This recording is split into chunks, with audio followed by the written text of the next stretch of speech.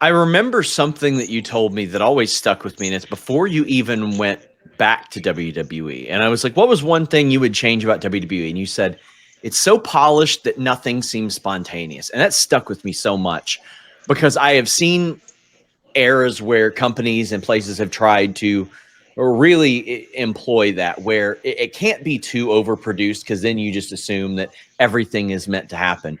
How do you feel wrestling companies do these days compared to that? I know that with drones and any number of things, it's the ease of production is there, but also it's harder than ever to be spontaneous because a lot of people are plugged in.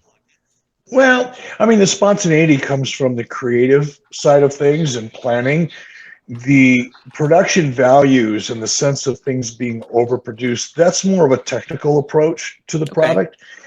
And, early on in early AEW and in 2019, 2020, or 2020 WWE, I felt like the WWE product was too polished. It was too well produced. I felt like I was watching Disney on ice. And I think wrestling is better suited for feeling like you're in the arena. You almost want to approach the product from a production perspective. I know this will sound crazy, but in a way that the fans at home can almost smell the arena, almost Yes. smell the stale beer, almost smell the bad popcorn. You want to make the audience feel like they're actually there. And sometimes overproduction, as cool as it is, can take you out of that kind of state of mind, right? And early AEW, I think, did a good job of creating that sense of feeling like you're sitting at ringside and making you feel like we're in the arena, versus WWE in 2019, 2020 was, like I said, it was just too perfect. I didn't feel like I was there. Now, fast forward, here we are, 2025. The WWE product is still, in my opinion, highly produced, but done so in a way to make you feel like you're in that arena.